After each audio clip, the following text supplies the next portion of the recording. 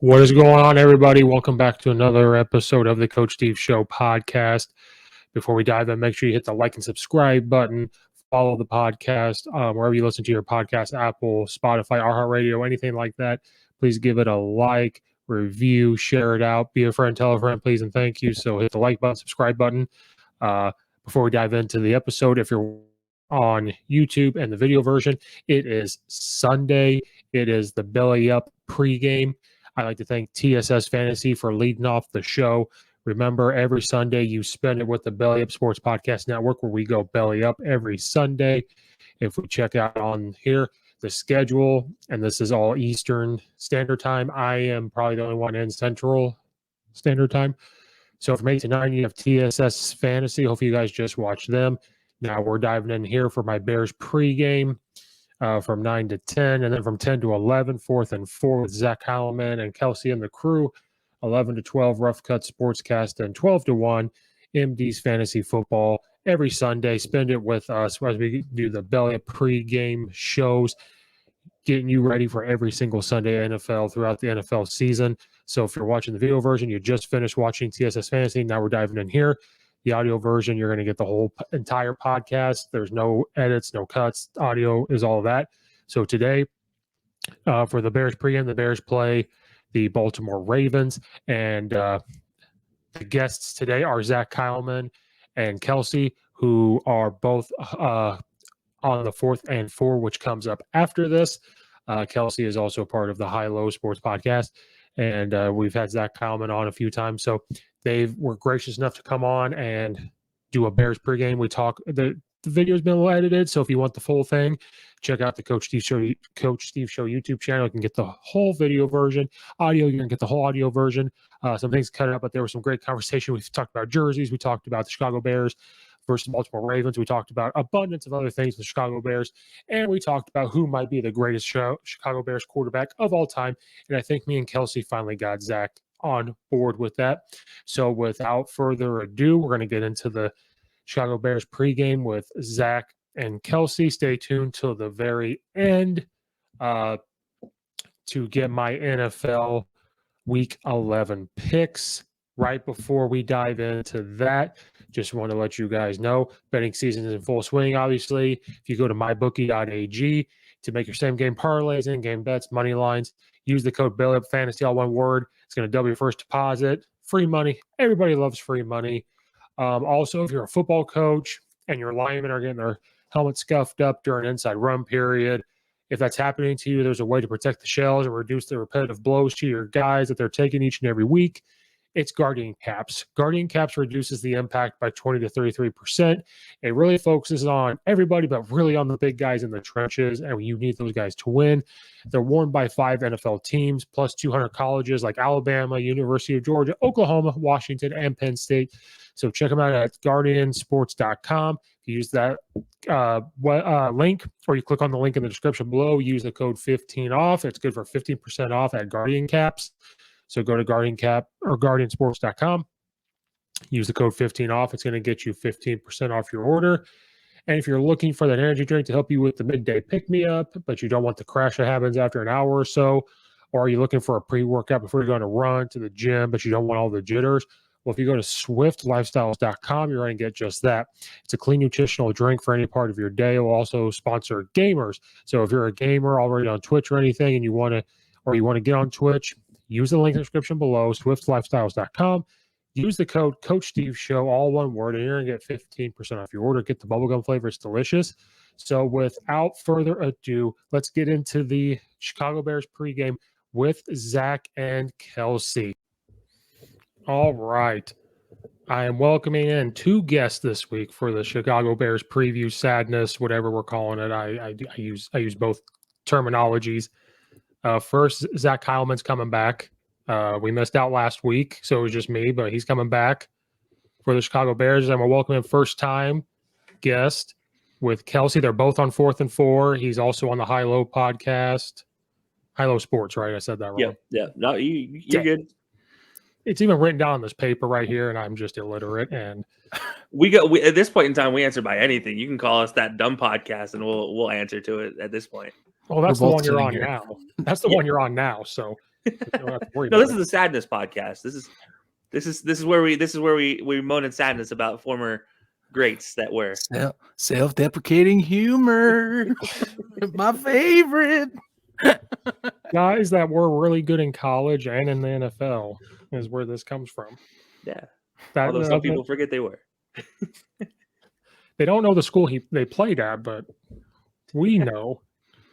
But Chicago Bears had the week off last week, so it was no heartbreak. It was actually a good game for them to have the week off. We didn't have to see any of that. But this week they have the Baltimore Ravens, who has a quarterback that me and Zach have said that our quarterback should be playing like, or an offense should be built around to similar styles. And Matt Nagy is still here. I didn't want him to be that sick from COVID, but I was like, could this be a month-long thing where he just stays at home and not come back? Well, now Matt Nagy is part of the No Fun Police. Did you see that today? Oh, yeah. Then you said that about Matt Nagy. Think of the children. I just imagine the crazy eyes as you say that. Like, I just imagine his eyes be popping both ways. Oh, goodness. The best part of that was like he says that, and it's reported, of course, from a press conference on Pro Football Talk. But a colleague of mine posts like his highlights from when he was in arena football, and he's like considered one of the most passionate like football players, like quarterbacks to ever play the game in that sport. Like all the time, just like whoa, getting all hyped up and like doing taunting level type of things and playing like an actual hyped up player in a sport that it gets more hype because you have more hitting because there's more garbage going on between the tackles. I'm just saying, like today that was such a Matt Nagy is that kid on every football team that just tries really, really hard. That's just like the pump up kid. Mm-hmm. And then he doesn't really like, he just doesn't really know much about the game, but he loves big hits. And then everything else after that, he's like, oh wait, I have to be a presentation for the younger kids. Crap. But he gets super hyped for the moment, and then he's like, oh wait, hold on, just kidding, my bad. Like I went too far, but he's the goofiest. Doesn't deserve to be a head coach still, but that's neither here nor there. That was my youthful days back roughly 10 to 15 years ago when I did play the game. And even then, after the games, I would feel terrible saying, no, the children don't want to see this. They want these beer and alcohol commercials and the gambling that we're seeing. They love their only friends too much. We can't get angry on the screen. Think of what they'll do in their schools. They'll do a karate kick just like Cassius Marsh in the hallway. And it'll knock some kid into a locker. They'll stare them down and they'll be scarred for life. You bring up Cassius Marsh, man. Have you guys seen a worse call in the history of the NFL? It was pretty bad. Mainly because of how inconsistent the NFL is with this rule is why. Whatever, dude. Like, okay, dude, he got too close to the sideline and like supposedly looked someone down. He didn't. And then the stupid hip check thing that really wasn't a thing, but for some reason the ref was like, I guess I'll lean into him for no reason. They're making it about them. It just like I wish I had something I could represent for the look that the ref gave. He straight up posed. Like he like hip checks him and then like looks at him and poses and is like, flag. Like look at the follow through he had. If you look at the picture, it's a beautiful follow through, and he holds it up and flicks the wrist and everything. Like he holds the pose. It's a beautiful picture. It's what you teach kids how to shoot threes. Why don't we ever bring up how refs sometimes can be getting into the game a little too much and like their own like I guess their own hypeness, if you will. You ever seen one like say an ump in baseball? You know how like they'll get a little more jazzed if the home team gets a strikeout. Like say way they're like they give you the K. It's like a lazy like cha-ching. But then of course, like if it's like say you're at a Cubs game and you're playing the Cardinals, and all of a sudden one comes down the pipe from Hendricks on a 3-2 count, and it just nails it. The crowd goes wild. You see him go bang. That's the same thing in football. If it's like a hold against the opponent at a home field, they'll speak just a little louder and be a little more into that, like or boom, crunch time, hand fighting down the sideline. Mm-hmm. It's like pass interference on the defense, and it's like, come on. don't make it dramatic for me, man. Like, I already WWE crap is that? They have a lot of money riding on those games, so when they have to call that, they're like, "Damn it, I made this bet, and I have to make this." Refs are prima donnas. You can put them in the same category as receivers. Just they're a lot of casual about it. They're not in your face about it. I have a term for them. It's year of the ref. It's been year of the ref for like 6 seasons straight since the replacement refs. Every time they get involved, it's just year of the ref version 2.0. Mm-hmm. Right, because that's the big cards. Like, you don't want to go back to replacements, do you? And everyone's like, "Oh God." At this point, I yes. guess you're right. Yeah, I kind of do at this point. I think I'd be a replacement ref at that point in time. Like, let's go. Can I get that money? I mean, I'll live off that. You can live off that. I mean, what's that? The old XFL came back to the NFL? Yep, you got it. Instead of let everybody do everything. Cost. Look, Chad Ochocinco celebrations all day long. Mm-hmm. Here, you want to use my phone to send a tweet? Like, here you go. Hey, can I get that $1, Chad? I need to go get a drink from the vending machine. Hang on. I gotta dig Joe Horn's cell phone out of here somewhere. Hey, Terrell Owens, can I have that popcorn? Can I eat that? That's what they need to do. Bring the XFL refs in, guy on the sideline talking to them. Pat McAfee's over there talking to them. You have the Xbox controller up top with the review. Like, just do that. Like, first, okay, you brought the review. That review, the review system was the best review system I've ever seen, because he's like, dude, I don't know what you're seeing here. Like, what call were you making as he's sitting here playing on an Xbox controller? I'm like, is he playing old NFL Blitz? Like, what's happening right here? This is because honestly, that's what I'd be doing. I'd be playing Blitz while they're playing the game. Like, oh, at least I'm getting entertainment. It looked like a geeky kid in like the 2000s cartoons who like you do like a spy cartoon or something, and it's freaking Kim Possible. You know, like the one dude was on a computer anytime he called. You'd be like, that's him. It's like, what's the sitch, man? What you got? Yeah. So that was bad. Hang on, I got 3rd and 10 to do here. Yeah, and I gotta kick this guy so I can slide into second save.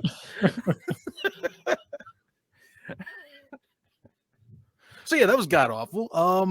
Just reverse the call and we'll get back to the game. Well, the taunting thing is just stupid, and Matt Nagy knows it's stupid, but he's trying to act like, oh, about the player. Shut up. He doesn't like it. Whatever. Hello, pot, meet kettle.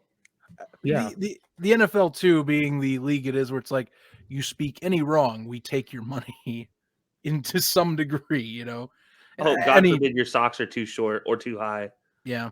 Well, yeah, it was like CeeDee Lamb getting the whole $20,000 fine for freaking his jersey being untucked. But like you'll see like Aaron Rodgers have less of a fine for, you know, him and his own team covering up his vaccination status from the public. Like, what the heck is that kind of stuff? Inconsistency, the NFL language. Well, no flow.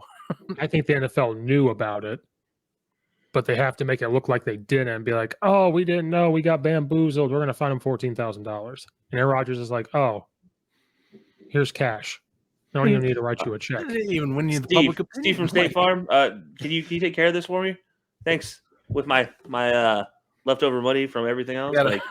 Just short my commercial by 3 seconds, and that pays for that. Just I got a commercial shoot check line around here somewhere. Oh, there it is. All right. Hang on. I got that old Clay Matthews paycheck that he left the team before he could get. Here you go. Oh, $14,000. Here's my car. Just take the car. Or like back in the day when they originally started to put stuff on their cleats, they had the Nike, but they were putting faces or whatever. They fined them way back in the day, and they're like, why? No. It's still Nike. It's still whatever. I'm just putting Christmas stuff on it. I'm putting Halloween stuff on it. I'm putting my own face on it. That's $20,000 fine. You remember Cam Newton's Under Armour on his mask, the shield clippings? Mhm. Yeah, they had the Under Armour clippings because they didn't have a law against it, but because it was something other than the brand that was the jersey, they were like $25,000. That'll be enough for that. Yeah, 25. And Under Armour happily paid it because advertising. Sure. You know, I'd do it. Could you wear that again? Yeah, And then maybe You just keep wearing it. We'll let you know when it gets too expensive. But Alvin Kamara's cleats. Adidas, Adidas was like, yes, please, please keep wearing those cleats. Just keep going. I will keep paying you. Imagine if Reebok did that, where it's like, well, we lost the jersey contract. But you know what? Let's just get players to get sponsored. We'll pay those fines. They like this stuff better. I think they did with Chad Johnson's chin strap because he was a Reebok athlete. And then when he wore the gold cleats and he wasn't allowed to, I think they paid those fines too. Or because they use the Bose headsets when they wear Beats warming up. Who was it? They put tape over it. They wore them, just put tape over it, or they couldn't see the. Dak. Yeah, Dak? Or no, it was crap. Actually, I think it might have been Lamar. Maybe, yeah, but that's also stupid. They're warming up. Yeah, you might see a clip of it before the game, but I wouldn't notice it. I'd be like, "Oh, those are cool headphones." You can't just say Nike is, to me, a terrible uniform manufacturer from the experiences I've had.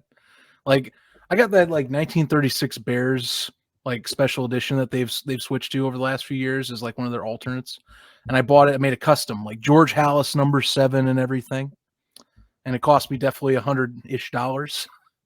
Thing in less than 6 months, it already has scratch chips off the 7. I can see the white jersey underneath the 7 already, and I clean it normally like my other ones.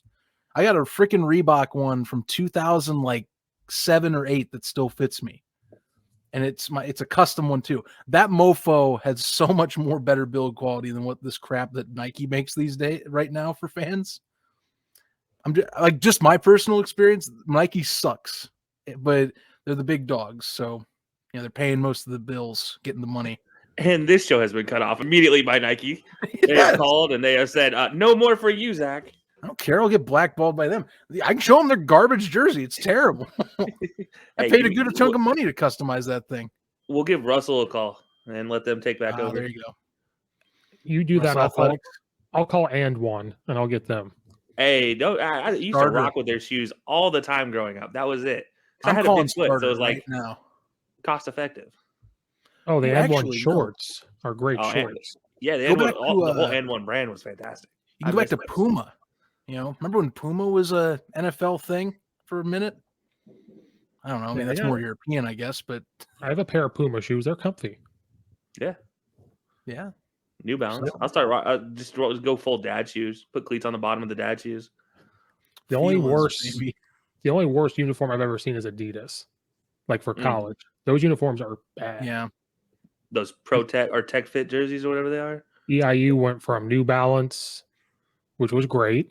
Then while I was there, they went to Nike for 1 year and said that was terrible. We're going to go to Adidas. Went to Adidas, signed a bigger contract. Oh, these are worse. They're terrible. And so I'm like, you should have went back to New Balance because those were fantastic. New Balance is another great brand no one talks about.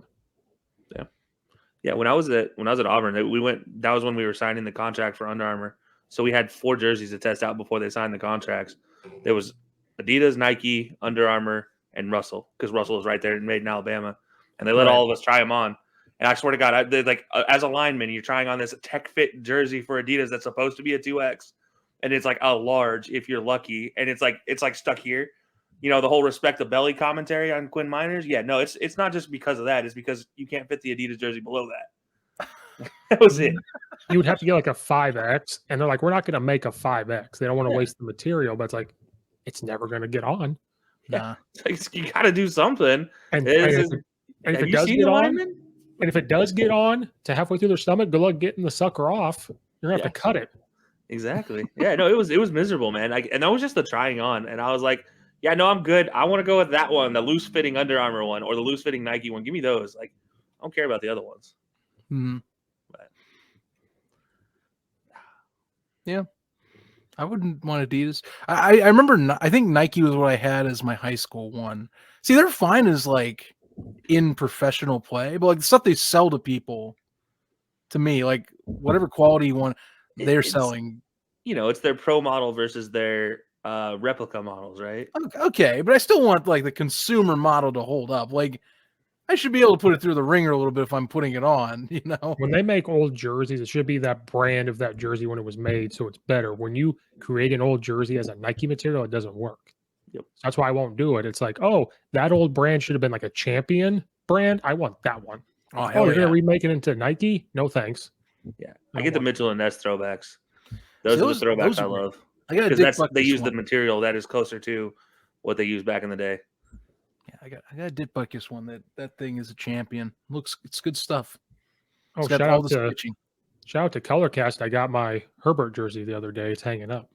Hey. Oh crap, you got that? No kidding. That's what's up. I have a Derrick Henry one coming in because I won that off of somebody's competition.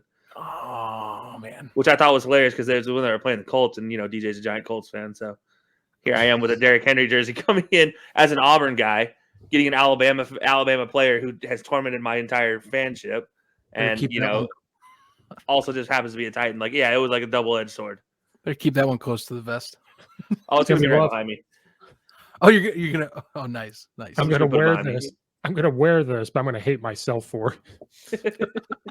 He is one of 3 Alabama players I will just say I respect the heck out of.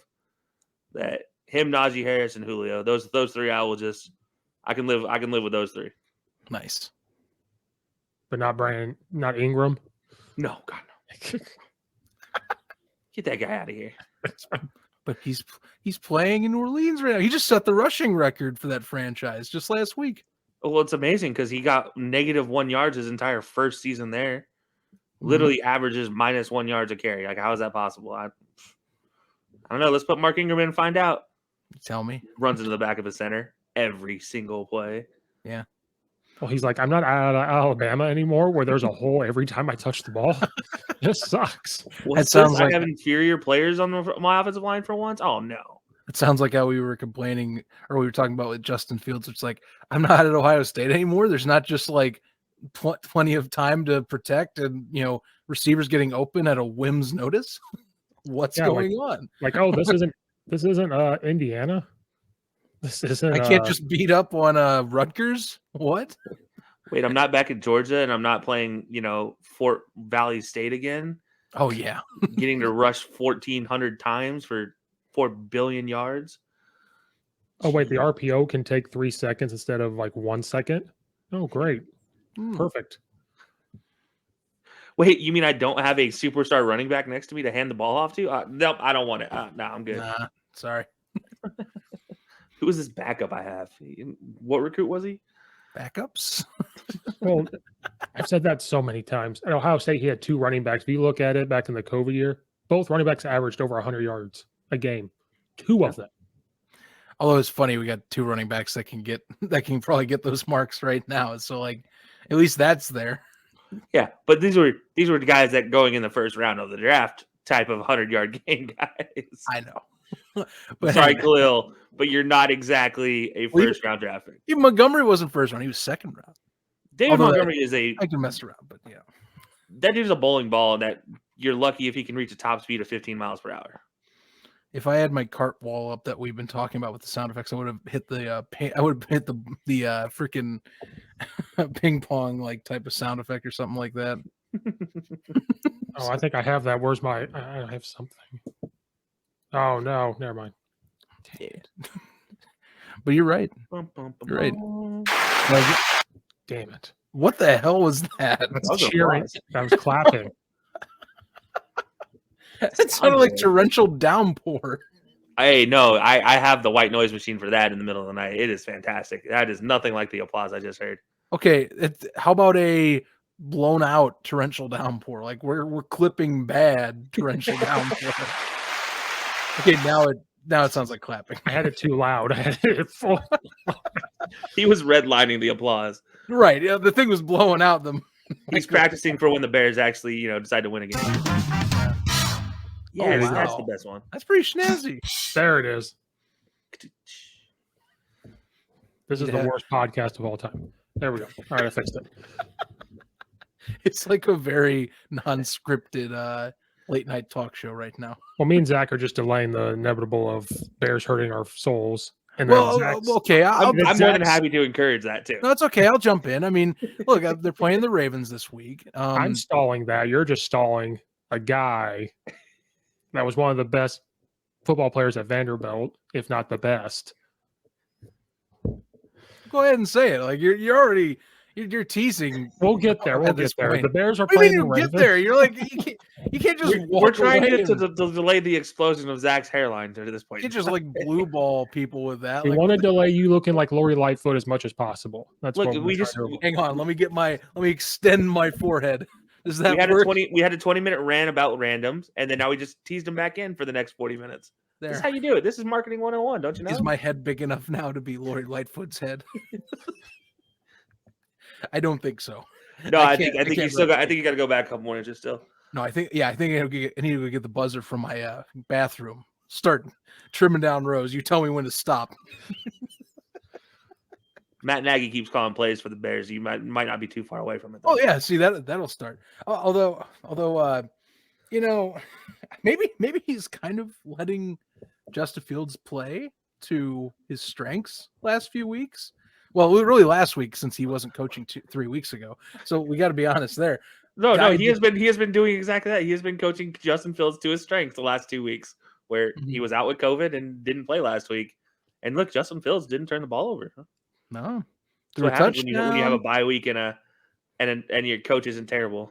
Yeah, last against the Steelers, almost 300 yards passing. Whoa, that's pretty nuts to think about. Give it credit. I picked him for the upset over the Steelers, and they almost did it. They almost did. If Cash is smart, I'm telling you, if the ref didn't get all crazy up in his feelings, I'd had an underdog pick. The ref wanted to make sure we all knew he was there, and he was advertising his OnlyFriends account. The song says to not be afraid to catch feelings, but like I do anymore. If you're an NFL player, them feelings are gonna bite you in the ass. But now they have to play the Ravens, who are going to have a better run game than Pittsburgh. I thought Pittsburgh's run game was going to do well, and it did not. The Bears' defense did pretty well. Now you're going to have the Ravens, who Lamar Jackson can take off, and here the running backs are going to take off, and he can pass on top of that. And the Bears' defense is still banged up. Even though we had a week off, they're still hurting. Like, Khalil Mack wasn't supposed to come back till now, I think. Yeah. I think this was the more ideal time. He was out he was out as of our talking. Like I know let's see who else. Alex Ogletree. Him getting back would be hopefully sooner rather than later, for being honest. I missed him during their game against Pittsburgh, although Marsh filled in somewhat solid. Akeem Hicks, if he could stay fully healthy, that'd be nice, but anymore, it just seems like he has played banged up. Eddie Jackson, just for the coverage, okay, but obviously we know his tackling was really for the against the Ravens. You just need to be able to be aggressive and get back to Jackson, similar to how you saw it with Miami, slowing down the run, being able to key on that, similar to how they were against Pittsburgh, which will be a tougher task, like you're saying, Steve. And then, my opinion, find a way to cover up any weakness that Vildor has in the secondary, because it seems like more consistently he is like the one piece that gives up the big play or gives up the touchdowns, or has been kind of that focal point for where can we find a weakness to take advantage of in Chicago's secondary. Because with Jackson out, and Jalen Johnson can only get one side of the field at a time, he has been, especially in Pittsburgh, he gave up really most of the big plays was on him. Whether it was Freiermuth, him catching a touchdown, getting a touchdown catch over him, whether it was, Johnson or even Claypool at times, just it seemed like he's the weak link at this moment. He's the weakest part, and it's been an obvious flaw so far this season. People are keying in on that. Look, there's a lot to be said about this Baltimore running game, but the fact is, without Lamar, it doesn't work. Yep. They cut Le'Veon Bell. Yep. Devontae Freeman, he's the only hope they have for a running back right now. And you mentioned the Dolphins; their cover 0 against that Ravens team shut them down. Literally could not do anything against the cover 0, and we all know, just at that point in time, you have Lamar, you have Hollywood Brown. Why not just send him over the top and see what happens in a cover zero? You're not going to have a safety over the top. You can make a couple plays, but when that offensive line is as bad as they have been this season, you have an opportunity to capitalize in those situations. And yeah, look, there's definitely holes on the Bears defense to capitalize on. There's no question about that, but they do still have a vaunted front line. And even with Khalil Mack still being 50%, he's still 60% better than almost every other rush end in the league. So, I mean, I'll take him at 50% over most of the other pass rushers out there. So I like the odds. And I still think Roquan in the middle, if you just put him on a spy with Lamar, you have a whole lot less to worry about. Going forward for sure. I think this is one of the Bears, honestly, if their offense can get rolling, if you see Allen Robinson with somewhat representative of what he's able to do again, like he did the last game they played, like I do think you have an opportunity to see the Bears not just like pull out an upset, but look good doing it for once, which is shocking for me to say, but yeah. I don't think you're wrong. That's what I'm going to be honest with you. I mean, if you have a week off and there's a lot of claiming, well, right. If you have a week off, if you are continuing to claim that you are working on chemistry on the side with Allen Robinson, which has been the big news, which has been one of the bigger news pieces so far this year with like, well, why is Allen Robinson not working well with Fields? And then Allen coming out a few weeks prior and weeks back and going, well, coaching didn't let me I didn't really stay behind to work with Fields, and coaching didn't work me with Fields during training camp. So it's been a work in progress and getting up to speed like we're doing training camp mid-season. So that showed that there was some movement in that direction correctly against Pittsburgh, because he did have some solid catches, and Fields was definitely on the same page at times, a lot more so. Even Cole Kmet, best game of the season, was against Pittsburgh. That's a good sign. It's weird when you use the tight ends that you drafted and signed a couple years ago. And 5 solid tight ends that can all catch really well on that roster. Because that's what happened in 2019. We had all these tight ends come in. Okay, look at these tight ends. Look at these wide receivers. All right, Trubisky, we can move him. We can move the pocket and zone read and power read. Never mind. Let's make him a pocket passer. Screw these tight ends. We're not going to use Jimmy Graham in the red zone. I'll give up play calling halfway through. Oh, we're doing okay. No, I'm going to take it over. Like, yeah. He's supposed to be this offensive guru, and we thought it was going to be Andy Reid. But if you want the same result, but you don't have the chef in the kitchen, you're not going to have the result. Like, that's not what's going to happen. You can say he's like Andy Reid, but he's like Andy Reid that played in Philadelphia trying to make it to a Super Bowl and the NFC Championship game, where he just laid an egg so many different times. Like, he's that Andy Reid. He's not the Andy Reid that got him there, but he's that Andy Reid that laid the egg multiple times. Bingo. And that's he tries so hard to coach his team, but he tries the wrong ways to coach his team. Like, I think it's simple. It's a simple film thing. Like you guys mentioned, maybe having Justin Fields play more like Lamar. Well, that means your head coach needs to build an offense to be useful for Justin Fields. But he doesn't. And what is he successful at? Play action passes, especially when you consider, literally look at this entire tape from Ohio State. 99% of his passes are off of play action, and it's off the read option and setting that up, and then going from there. And then it's just, next thing you know, everything works. But it seems like a simple game, and then Matt Nagy gets involved, and then it's like, what if I throw Z's in here when there's just X's and O's? But let's throw a Z in there and see what happens. Like, can you not? Third down. Line doesn't really exist. I'm going to call streaks, post routes, and maybe a wheel route. Where's the under ones? They'll have enough time. He's got his legs. We're gonna block 5 while they're rushing clearly 6 or more. Yep. Like with our 39-year-old offensive tackles, we'll be fine. It's great. I honestly can't get over the first game. I watched Justin Fields against the Browns where he started, and Jermaine Ifedi is on the outside trying to block Jadeveon Clowney, who is not a great pass rusher compared to a run stopper. Right. He is a good pass rusher, but he's not a great one. Jermaine Ifedi is literally backing up with his arms straight, his legs locked, trying to pass rush against a grown man. And I'm like, have you never pass blocked in your entire life? Like, It was the hands down the worst pass block I've ever seen, and this was like on a 3rd and short, and it's like a 7-step drop, and I'm watching this, and it took 2 seconds, and Jadeveon Clowney was wrapped around Justin Fields' legs, and I was just like, this is not good. You're not wrong. I see those same frustrations now. Like I said, they've done more play action and tried to get more comfortable and out of the pocket type of movement.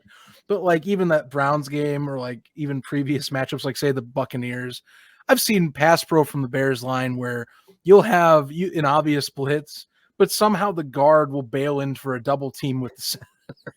And I'm like, that's not pass pro. Pass pro is supposed to be a shell. Why are you acting like you're run blocking here? You can tell that there's a blitz coming from the safety, and you obviously just decided not to care. Like it's so obvious. It's like, there's communication that needs to be done, obviously, between the quarterback and the line. But if you have a rookie quarterback, and in my experience as an offensive lineman, you help out your rookie quarterback, your young quarterback, and you help make some of those calls on blitzes if you can. It was always that simple, and then now it's like if you're rushing, if you see 6 coming, and you're only blocking 5, you better help somebody out. Like you better put your guy on the back and then do something else. Otherwise, you're done, or just at least don't get beat if you're the offensive lineman. But it seems like there's no pride on just not getting beat. Period. Yeah, it's like, oh yeah, we'll deal with it later. I'll pick Justin Fields. I'll be the first one to pick Justin up. How about that? Okay, you know who they need to hire, and because I think Matt Nagy should be fired still at the end of the season. I do not see a scenario in my head, unless they run the table, which they probably won't, if you ask me, that they will keep him. So I'm thinking here, okay, we get someone that's an offensive guru like say a DeBall. But here's who I'm doing. We want play action, all that. Let's get the king of play action, man. Let's get Gary Kubiak out of retirement, throw him into Chicago. God. Oh God! Bring back that Houston Texans Matt Schaub offense with better running. The twice record-setting sack offense that was Gary Kubiak's offense. I didn't say that he's investing in line. That's up to DeBall and whoever the new GM is. I got one better for you. Go get Eric Bieniemy from Kansas City. You can do that too. They will never hire another Andy Reid coach ever again. Like that is also a portion you have to in that case. Then you go to Tampa and you go get Byron Leftwich, and he will be your new head coach. This feels like trap on it though. Like they need to hire Doug Peterson. Oh God. Oh Lord. Well, let's keep in mind DeBall's who I want. I'm just saying Kubiak would be the coordinator. Or what I hope happens is the Saints go, okay, Sean Payton, we're done with you. Like, we're going to move on. And Sean Payton comes home to Chicagoland and takes over the Bears. And then you get Taysom Hill as your quarterback, and you hate the world for the next however long Taysom Hill plays for. That sounds like a Chip Kelly trade that just means instantly fired next year. I don't know what it is, but Sean Payton loves himself some Taysom Hill. And he's got something on Sean Payton. He's got some 100%. Blackmail. How much are you selling this to where you can pull off a move like that? Justin Fields heading on down to New Orleans to get some gumbo and some wins. Look, they're gonna send Taysom Hill on his non-guaranteed contract, and they're gonna send Jameis Winston and eating all his W's up to Chicago. And you're going to have a choice between those two again. And everybody's just going to be sitting there wondering, how is Taysom Hill still in a conversation for a starting job at 33 years old? And then Kubiak's calling play action. Kubiak ends up in New Orleans and, leads up to a NFC South championship. And then every time I talk about the Bears, I will be very intoxicated even more than we are now. No, that ain't happening. But at least they'll be in Arlington in a fancy new stadium. Right.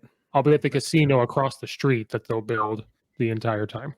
They're going to build a complex around that too. Like casino, there's going to be, hotels. There's probably going to be apartment buildings up there.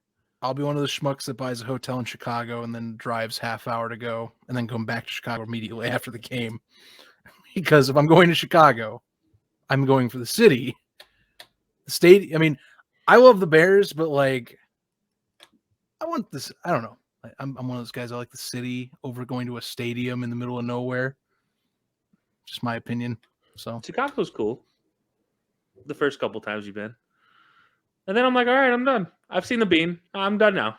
I don't need to see it again. Really, just the bean. No, That's the first thing that comes to your head. Literally the first time. So the first time I went to Chicago was actually for a Bears game, and like that was the thing we did outside the Bears game was go to the bean, and then we went and did the whole pier walk, and I was like, this is the dumbest thing ever. There's so much walking, and if you guys know me, I hate walking. Well, I will say Navy Pier to me is overrated. Yeah. Just got to be honest. It's like San Francisco. Like, all right, cool. You got all that stuff on the pier. Don't care. Just here for the sports. Mm-hmm. Bye. Like, I will go to my sporting events here. The bus is here, or well, in that case, it's the trolley is here, and I'm good to go. You know, I actually Chicago's like cool until you go into a store and you're like, oh, this is very expensive. How much is that coffee? $12? Yeah, it's all right. Go to Plus, I don't want a lasagna for a pizza. Go to Michigan Avenue to the Nike store. You'll have a fun time saying I can't afford this, and this. Although that big Starbucks they have down there, that's a fun experience. They have they have coffee cocktails in that thing. Oh God, here we go, Zach. I'm serious. They're alcoholic. Zach's going basic white girl cocktails on us. Next thing you know, it's going to be that's where Lori Lightfoot hangs out. I didn't buy any of them. They were still too expensive. But like, they have artisan coffee cocktails on the 3rd floor. You know who would probably like a coffee cocktail on the 3rd floor, Zach? Smoking Jay. As long as it had a cigar bar next to it, Jay Cutler would be right there with him. Too bad it doesn't have a cigar bar. Hung out. But you can't do a cigar with the Smoking Jay motif. That means you're caring enough to know what you're smoking. I'm pretty sure that's where Jay filmed his reality show. Probably was at a Starbucks. Oh well, he definitely looked like he was dressed out by H&M, so it's not too far to go from H&M to a Starbucks to do everything. Yeah, it seems like he's living the life, being the divorcee that he is now. Podcaster. So like, here's the question: Is do we refer to him as Christian Cavallari's husband or ex-husband now, or is he still Jay Cutler? Like, is it like the Zach Ertz and Julie Ertz thing? Like, has Jay been surpassed by Christian Cavallari? Like, now that we're like, yeah, Christian Cavallari's ex, whereas like with Zach Ertz, it's like Julie Ertz's husband. See, I always just said Jay Cutler. I didn't give a rat's ass about the woman. I was like, that's Jay Cutler. But now it's like he's his own thing. So I don't know. I think he earned the Jay Cutler name back when he froze the bank accounts because she wanted money and he said, "Go get a job." That's okay. Good point. that is also very true. So he was her husband. He was referred to as her husband, and then when that happened, like, oh, you're smoking Jay again. Like you're back. You're back to what you were doing. I mean, I can see that moment too. Like, just sit there with a cigar, or sit there with a cigarette. Like, get a job. Puts it back in. Drinks his whiskey. Like, nah, I don't want it. You know, somehow has his helmet stuck on the back half of his head still. Like, you know, I'll tell you one thing. Between him and Eli Manning, those two have had some of the best reveals of joining Twitter in recent years. Like I just seeing how they interact with modern social media, because Cutler came late to the party, just like how Eli did after retirement, and they're like, and it's just gold sometimes. Well, look, you're talking about Eli flipping off a camera. What would Jay do in front of a live camera? I wonder. Smoke a blunt. He just start rolling one out, like just all right there on the table. ESPN would be like, "Yeah, we'll pay for it. F it. This is gold TV." Hey, can you get Marshawn on the show, Jay? Like, can we get a Skittles flavored one? Oh my God! I thought you were talking about Brandon I heard Marshall. I was like, "Oh, bring Brandon Marshall." Oh on God, the show that would be a fantastic one too. Get those two on the same love-hate relationship at the max right there. That would be beautiful. He's friends with Big Cat. Have you ever watched any of those podcasts with those two?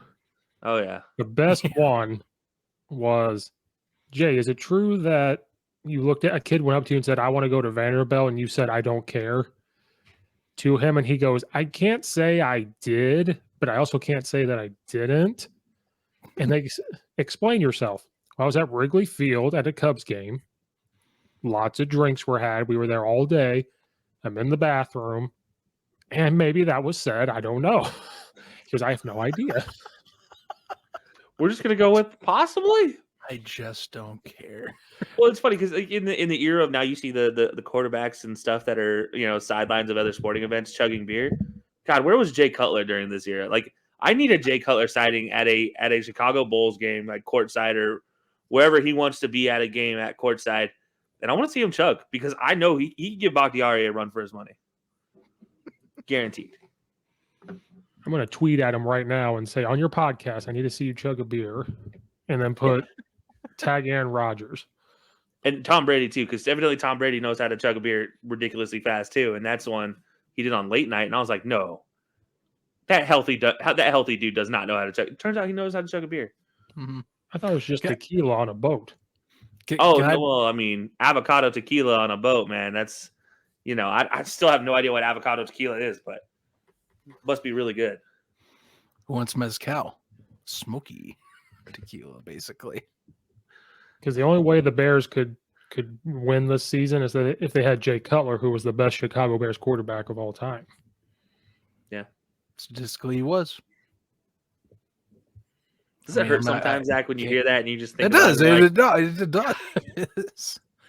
It does, because you look back and there's nothing else to really point to. And I've started to move away from the whole. There's some people that are blinded because of. You'll talk Jim McMahon and they'll be like, "Oh my God, Jim McMahon!" I'll be like, Jim McMahon was injured so often in his career, and he was lucky to get a Pro Bowl in any of his time playing in the NFL. Well, and he had the best one of top he had two such best running heart. back of all time. He had such heart, but the dude. He had Gale Sayers, I believe, at that point in his time in his career as well. If I'm not mistaken. Walter Payton. No, Gale Sayers was gone by then. Yeah, I thought when Jim McMahon was a rookie, didn't he have Gale Sayers? No, Sayers had a really short career. I knew it was short. I just for some reason I thought they overlapped. Still, I don't know. They all run together in that era. I mean, yeah, when you have no viable options for knee surgery, when your jerseys look the exact same as they did 74 years ago, it's hard for me to tell one year to the other. I need some duplicity in your jerseys, Chicago. Help me out. You know what Jay makes me jealous of is that he retired, and then when he split up from Cavallari, he then got a podcast, and I went, all right, let's see. And he builds a studio and went, damn, I wish I could just retire from football and then build a studio with my own money the way he does. A tier 1 studio. You know how I guys joke. This is a damn effing bed sheet. Like, I'm like, I want to put in a desk and run cabling and have cameras away from the action and split 3 shots. But what a boss move of I'm retired. Miami wants to know if you'll play. No, I'm retired. They'll give you this amount of money. All right. Literally comes in out of shape, looking like Mac Jones post championship run with the belly out and everything. And he's like, yeah, I'm still good. I can still sling it. We're good. And he even admits it. He even says it. He goes, I only played for Miami for the money. He's like, I was like, I just wanted the money. That gig, I think, solidified his Smoking Jay legend beyond just the Chicago attitude, because him just coming back for, I just am here for the cash. All right, I'm gonna go now. It was crazy. It was just yeah, whatever. $10 million on a 1-year contract. That's what I just looked. I can't remember if it was 10 or 12. We'll give you $10 million guaranteed if you come back. I mean, think about it. The guy now has a permanent guest. The guy now has a permanent guest appearance as his own character model on Gridiron Heights, and the dude's been retired for several years now. But yeah, that guy's character will still show up with the freaking floral shirt, like he's in Miami still, because it's just that much of a love character. Yeah. So persona. Actually, Jay only had to play 14 games in that one season too, because he went out with a concussion. So yeah, 14 games, 2,600 passing yards, 19 touchdowns, 14 interceptions, $10 million for that. Yeah. I could give you that for $10 million. No, probably not, but I could try. Sure as hell try. I might leave in game 1 with a concussion, but I'm gonna try. You can even give me $7 million, and I'll go out there and try it. Yeah, like I can give you at least a lot more effort than Jay gave you. I can guarantee that much. But looking back at it, Jay gave effort. He just was very emotionless. And he talks about it. He goes, people thought I didn't care. He goes, the only time I didn't care was Miami. I wanted the money. Yeah. He's like, in Chicago, I actually tried. And he's like, you have to care if you're playing NFL football or you're going to die. Yep. Like, you're going to get killed. He goes, people just wanted me to be this raw guy. And he goes, I'd rather not. I'd rather not do that.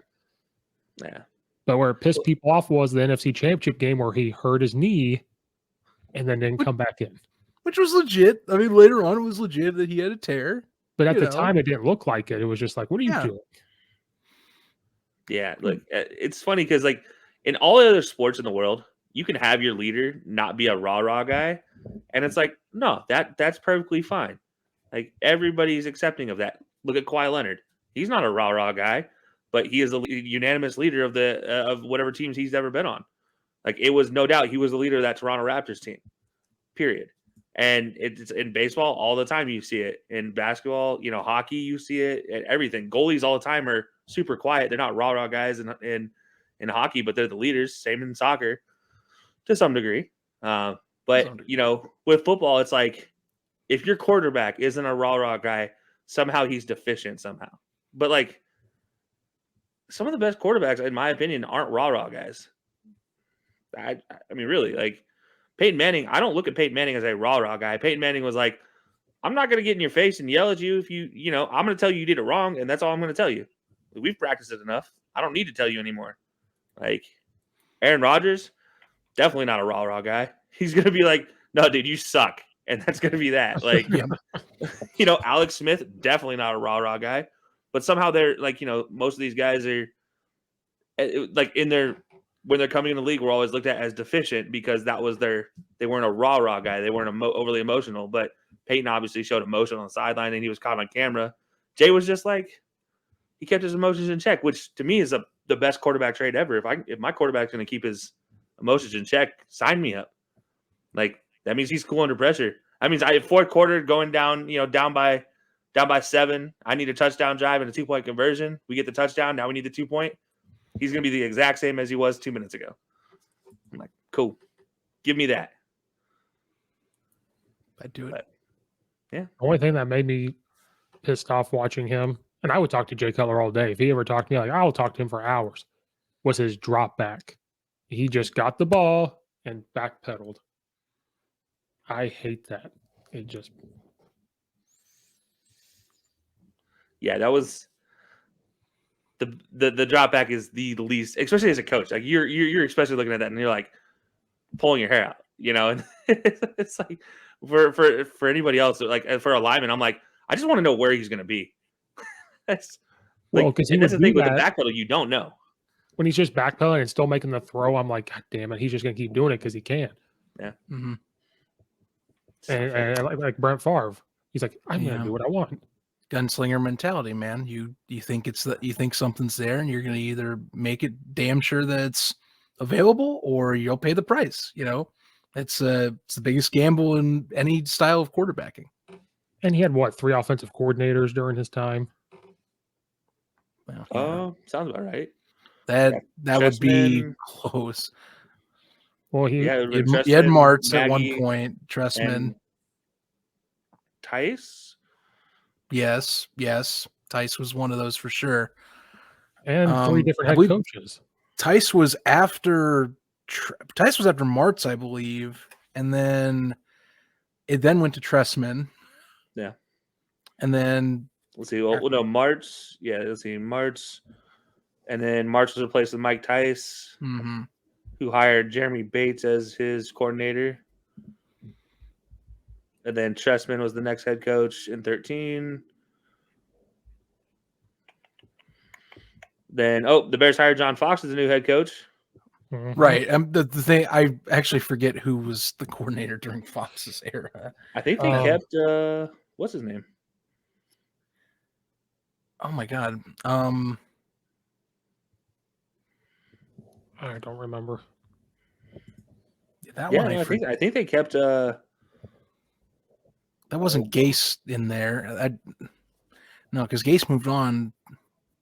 Well, no, he moved on in 2016. So Right. John Fox was hired in 2015. So yeah, it probably was Gase in 2015.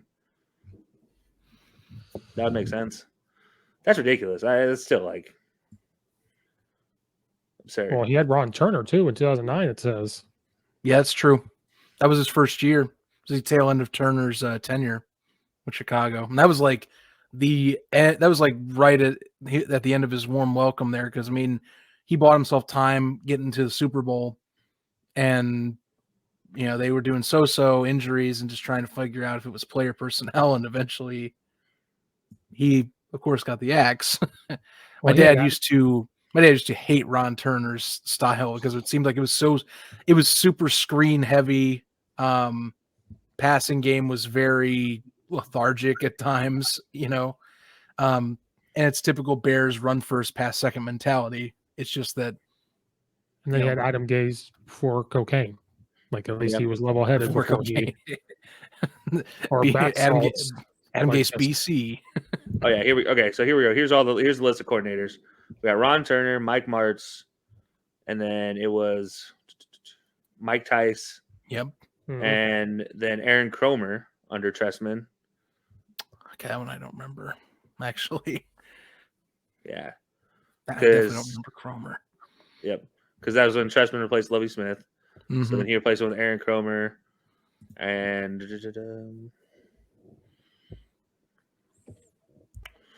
yeah, let's see. Kromer he gets fired along with Trestman and the rest of the staff. Then Ryan Pace hired John Fox and Adam Gase as coordinator. Yep. So yep. That makes sense. And then replaced by Dole Luggins. Oh yeah. That's how could I forget Dow Loggins? Good God. Go. That's how you pronounce it. They advertised him like crazy as this Adam Gase successor, and he was nowhere near the Adam Gase successor whatsoever. It was Diet Gase. And that was when Gase was at his height. Of cocaine. Yes. Of cocaine. Yes. That was Diet Gase. That's all that Loggins became. We all thought it'd be like Kenny Loggins with the hits, but I think he just sniffed the bath salts before the Bears. Then he got to the Jets and was like, I have to upgrade this and do a snort of cocaine before everything. And snort of cocaine, tab of X, and we're good. Yeah. That's how we're gonna get through coaching for the Jets. So I think Zach agrees that Jay Cutler was the best Bears quarterback. I think is what this is coming down to. No, I mean I've basically told you both in some way, shape, or form the last year or so. Like I know I've become sympathetic more so as I've gotten older. I've worn him down over the last year and a half. I've become a depressing fan of this franchise because I was one of those that was like, it could be better. And I was like, and I learned later, it's like, we actually had it. It's just we didn't capitalize on what we had to be better. So, yeah, and plus also like looking back, like Jerry Angelo failed to build a good offensive line at the time for Jay Cutler. He's one of the most sacked quarterbacks in that period, and it led to his injuries, whether it was hand issues or things of that nature that knocked him out. For Christ's sake, part of the reason Lovie Smith got fired was because they started 7-3. Jay Cutler gets knocked out, and they miss a wild card, finishing 10-6. If Cutler's there, I bet Lovie Smith has another few years under his belt. Maybe, not saying he'd be here today, but dude would probably have lasted a few more seasons if they make a playoff berth. He'd be the Marvin Lewis for the Chicago Bears. Just never really get rid of him. To a degree, I get that. Here's a handkerchief if you want it for your tears of glory for finally accepting Jay Cutler in your heart. Your Lord and Savior has returned. He's accepting Jay Cutler as your Lord and Savior. Space for me. You can join us in the whiskey drinking fan club. That's okay. I got some Canadian whiskey downstairs. We'll talk after. No, we don't drink Canadian whiskey in Jay Cutler's fan club. No, it's all about the American rye. I have to go to the liquor store then. That's all I got in the fridge. I'm running a little light. It's either that or I still got that leftover IC light from when we went to that tailgate, Kelcey. Hey, free beer is free beer. No, it is. It is. I'm just telling you, those are my options right now. That's fair. what That's I'm fair. holding Well, on you to. need American whiskey and the smaller cigars or cigarettes, one of the two. That's the only thing that's acceptable. Swisher Sweets and American whiskey. Cigarillos. No, cigarillos. You need cigarillos. So That now sounds when you like go to the sounds like I'm going to the store, store to buy Colt 45 then. so now when you go to the store, this is what's going to pop in your head. What would Jay Cutler do? That's going to pop into your head. Buy a You Colt gotta get 45. beef jerky too, and a Buy giant Colt 40 steak for no reason. Like No, you have I to get a giant tomahawk steak for no reason other than just slap it down on the table when you start your podcast. Tomahawk steak, Jack Daniels, and a pack of Newport's menthol. So when you guys start your 4th and 4, I expect to see a big slab of meat being slammed on the table. It's like, here we go. I'll start with the fake child cigarettes too, because I don't smoke cigarettes in the norm. Although I do smoke cigars on occasion. I'm a That's fan of acceptable. the. What I'm hearing is when we do our tailgate, our Colorcast tailgate in Chicago, we In can do the Chicago. tomahawk steak. in Chicago, by the way. In Chicago, whenever that happens, we can We do the could maybe tomahawk just- steak. Just Just tweet got to it. prove what we already going to do good at. Can That's it. Colorcast get Jay Cutler to show up? We can talk. We can talk to him. I mean, if he did, it would make. We're gonna day. like at this point in time. I feel like we'll have better luck reaching out to Jay Cutler on the on Twitter on the Twitter sphere and be like, Jay, please help us out. We will tweet at him every day, twice a day. Just pick a game. We'll just pick a game next season and just be like, Jay, this game right here, we're gonna do a Colorcast thing. We need you here, please. And we want you to promote the Bears going to Arlington. That's all I want you to do. Just you know what? You can promote whatever you want. Just show up. Just show up. We'll provide the whiskey. We'll provide the cigarettes. You just show up and look like your normal Jay Cutler self. And we'll bring children for you to yell about how not to go to Vanderbilt or how you don't care. Like, we'll get it done. That's a beautiful story. Go find that. It's like the first podcast they did for Big Cat. I gotta find it. That's a beautiful story. It's great. And then he's now appearing on more podcasts. You just have to find him. And he's going to run for his kid's school board here in like 2 years or something. Oh God, yes. Yes. Obviously. Let him be a kindergarten school dad. That'd be the funniest thing ever. First of all, your funding would come from Jay, so you don't have to worry about it. Everything's going to be funded. But secondly, could you imagine the emails they send out? Like Jay's like, yeah, just be there. And then he's going to say something stupid, like, just be there, assholes. Like, it's going to be this time. Someone emails to complain. Shut up. Oh, that's not how this works. Shut up, lady. Oh, You don't want to go to school here? Good. Get out. Oh, we're not allowed to smoke anymore? What is this, the 1940s? Oh, okay, Jay. We're not allowed to have whiskey in the desk? Damn it. Well, I'm out. I'm done, guys. Bye. This has been a fun 2 days as the school board president. I have to resign. He would 100% have a false whiskey drawer. Just so you know, it's like the fancy books that nobody knows how to pronounce, and then you just pull it back, and there's just giant stacks of whiskey. Oh, I have that much confidence in you're saying that he probably does have something like that for whenever, wherever, the If enjoyment. I've dreamt about it, I know Jay Cutler's probably done it at that point in time. It's like when it comes to hiding alcohol, I feel like he's probably already done it. You want to know why that podcast studio is so big? He needs drawers for each kind that he has. His soundproofing is just empty bottles that are stuck between the walls. Helps to amplify the noise inside of the room, but keeps all the noise outside. Beautiful. But I'm glad you've accepted him as your Lord and Savior. Now you know when you go to a store, what would Jay Cutler do? That's all you got to do. Right. When Bears fans do that more often, we'll be happier. That's why I haven't hit complete rock bottom yet. I mean, it's either that or I argue for for Sid Luckman, a QB that I never watched live and is from a generation that I cannot relate to or understand at this point in my life. Who maybe threw a total of 20 forward passes in his entire career. Yeah, well. So to wrap up a great podcast of Jay Cutler and how Nike sucks at uniforms, what do we think about this Bears-Ravens game? Who's going to win and why? Bears by 3 because Matt Nagy does not suck this time. You have more faith than I do. Ravens by 10. I think Ravens by 3. And don't worry, Kelcey. I'm ready to. We'll have a nice little chat if that's wrong, and we can. Don't worry. We will have a nice little chat. Because what it'll be a. Oh my God! What'll be?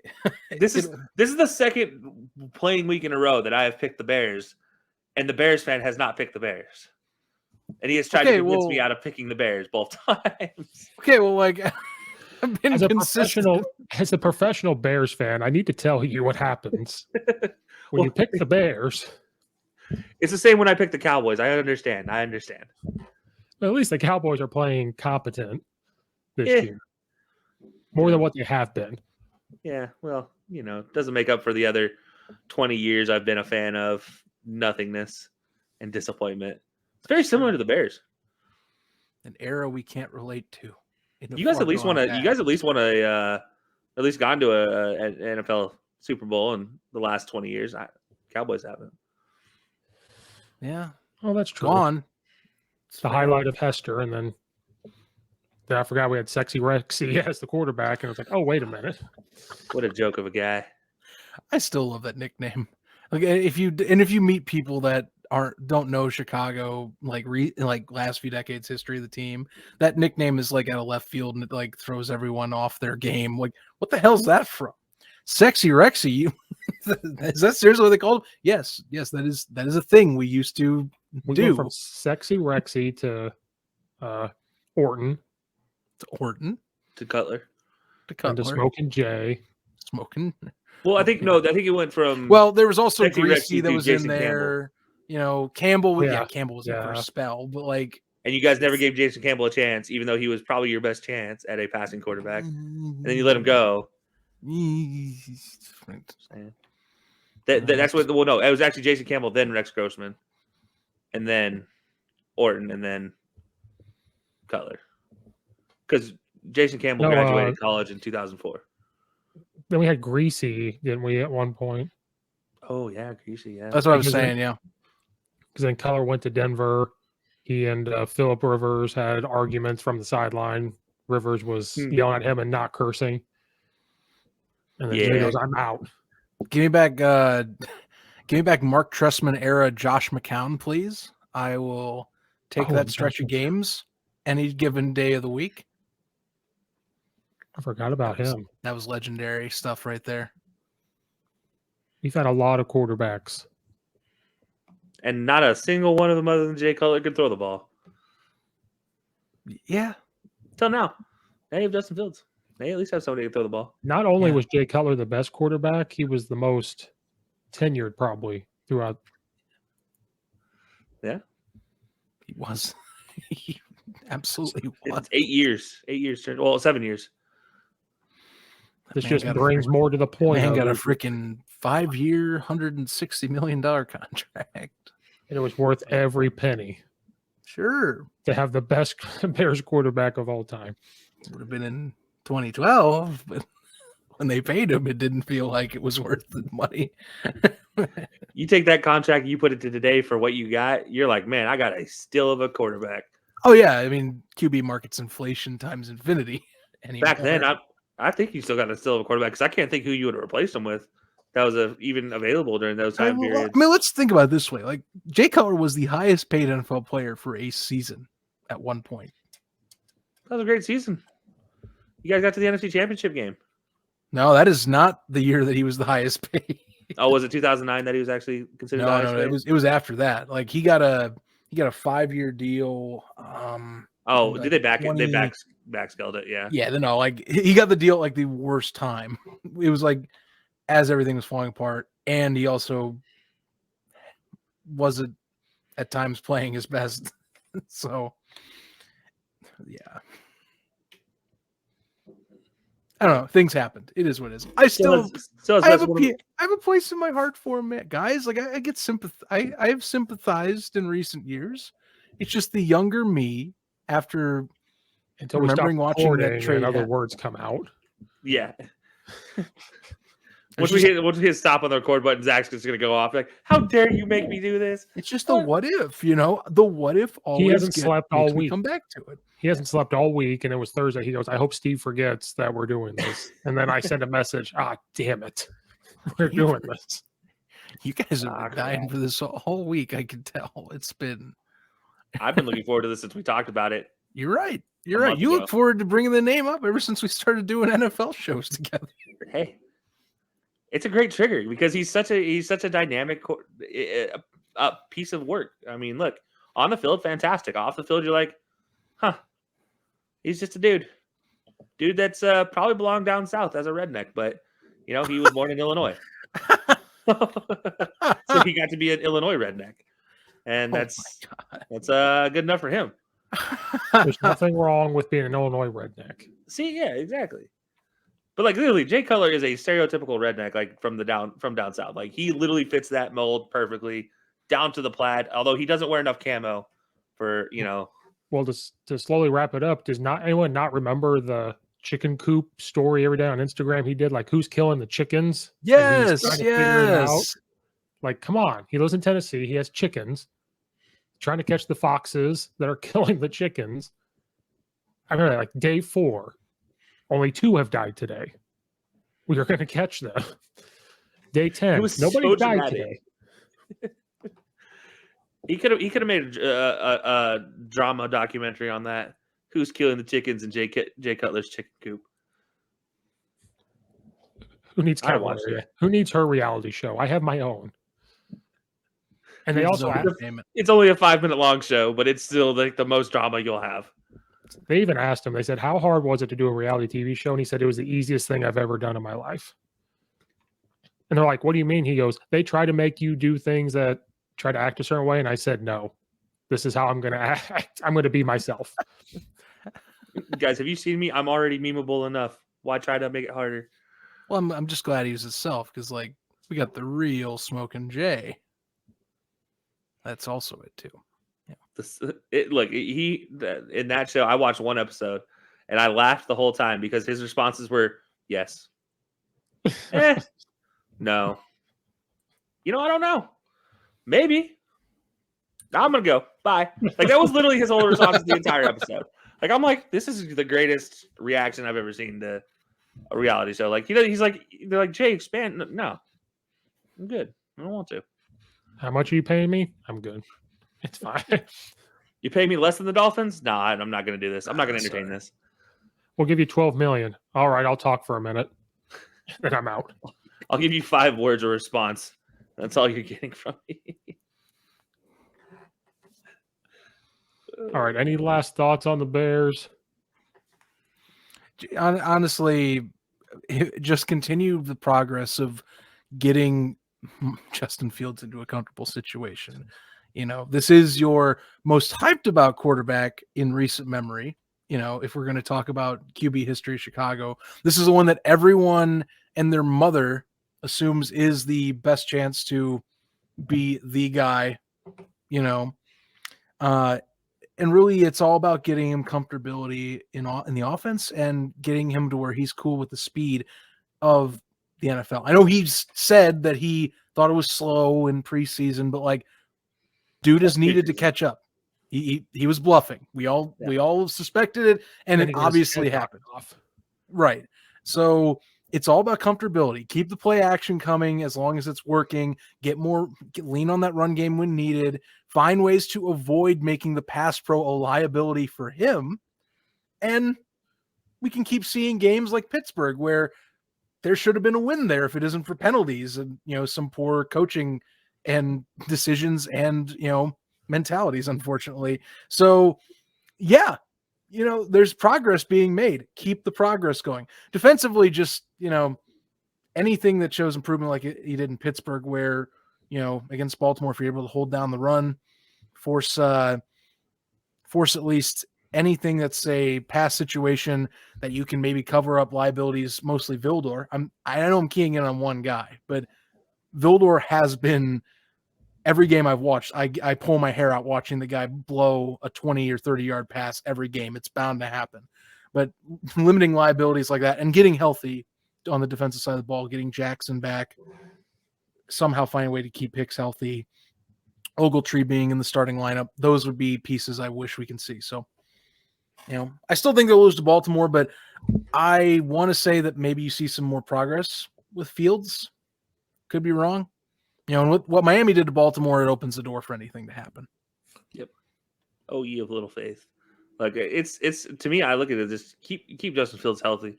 That's if you're the Bears for the rest of the season, if you're the coaching staff, you're the front office, your job the rest of the season is Justin Fields' health. Period. Yep. Point blank. Anything that questions that, like, I don't care if it's gonna sound, and then Bears fans hate me if you will. Playoffs don't matter anymore.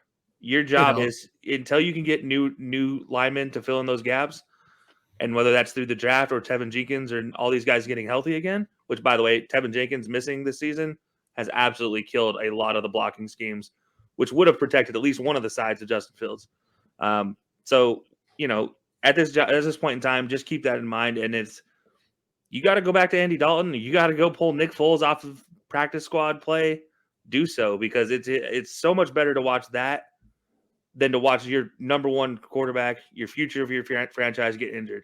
And if Eddie's going to be blocking the way he has, and the other side of the offensive line is going to be blocking the way they have, don't do it. Like, just don't throw them back out there. And that's what I look at for the rest of the Bears season. Like, it's going to be cool. You're going to upset a couple people here and there if you keep them in, but really just keep him healthy. Health is more. I'm more concerned about his health than him picking up the speed of the game. That'll come naturally. The health is more worrisome. Yep. Keep everyone healthy, offensive line healthy. Matt Nagy, quit being you, and it'll be fine. Yeah. It pisses me off. The draft day with all the stuff around his wall, the play sheets. I'm like, what? This looks like a crazy house. Like, you're freaking crazy. Yeah. When I saw that, I was like, well, coaches, he also gave away his entire playbook, by the way, during that. Like, you screenshot, he literally has the cameras in 4K, and he has all these up there. It's a perfect, like, you scan in, you're getting 1080p worth of quality on that play sheet. Yeah. Like, you can see every detail where everybody's supposed to block. So good job, Matt Nagy. You gave away your entire playbook, all for looking good on the draft day. Sigh. And he likes the taunting rule, and we can end at that. He likes boo. All the boos. He got picked last in dodgeball at school, so he has to have the taunting rule put in. But deserves to be taunted.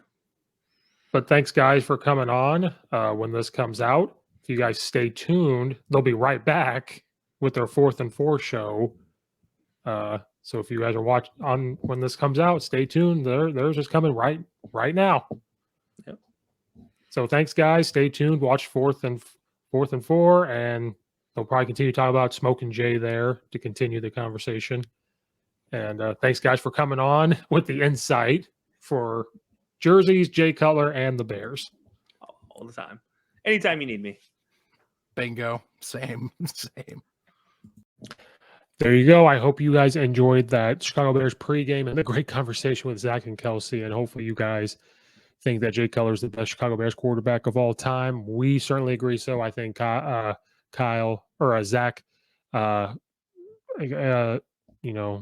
agreed at the end there. So thank you guys so much for watching that. At the end here, I want to give you my NFL Week 11 picks really quick. I had posted earlier England over Atlanta. Indianapolis Colts travel to Buffalo. I think Buffalo's going to get back on track, so I've got Buffalo over the Colts. Ravens over the Chicago Bears, unfortunately. Cleveland's going to have to get back on track versus MCDC in Detroit. Tennessee and Houston against my old coach of both teams of Lovie Smith. Tennessee is playing great, so I'm going to take Tennessee. Green Bay over the Minnesota Vikings. Aaron Rodgers is going to be coming back with a vengeance. Miami is surprising me, so right now I'm going to take Miami Dolphins over the New York Jets. New Orleans Saints versus Philadelphia Eagles. I cannot get a read on New Orleans at all, so I'm going to take the Eagles. I'm going to take the Washington football team over the Carolina Panthers, even though Cam Newton is there. I think the Washington football team is just going to come and play better. San Francisco was surprising a lot of people. I think they're going to beat the sticky finger Jacksonville Jaguars. Joe Burrow and the Cincinnati Bengals travel to the Las Vegas Raiders, and I think the Bengals are going to beat them in Las Vegas. Dallas Cowboys travel to Kansas City. Kansas City has been just a roller coaster this year, so I'm going to pick the Dallas Cowboys. Arizona Madden Cardinals are facing Seattle with still a banged up team. I am going to take the Arizona Cardinals. Pittsburgh Steelers over the playing the Chargers. I think the Chargers are going to get back on track, so I'll take the Chargers over the Pittsburgh Steelers. And New York Giants travel to Tampa Bay to play Tampa Bay, and I think Tampa Bay is going to win that game. So there's my NFL Week 11 picks. Thank you guys so much for listening. Again, on the video version, it's our NFL or our Belly Up pregame for the NFL Sundays. You're wrapping up right now with me in the Bears pregame. Stay tuned with Zach and Kelcey and the crew for 4th and 4. They're coming up right next on the on the video version. Again, if you want the full video version of this with Kelcey and Zach, please go to the Coach Steve Show YouTube channel and get the full video. And you also get this video, but you get the full one, the audio. You're going to get the full audio. Zach, I apologize if I called you Kyle for some reason, because I think I'm thinking of Keilman as your last name. So I apologize, Zach. Please don't ever ignore me when you want to come back on. Continue to come back on. But again, thank you guys so much for listening. The video version, stay tuned for 4th and 4. So you guys stay tuned with Kelcey and Zach and the crew as they talk all NFL and everything else to lead you up to your Sundays. And then stay tuned for after them for Rough Cut Sportscast and MD's Fantasy Football. So again, thank you guys so much for listening. And just like Matt Nagy, as the Bears we all hope he is, we are gone.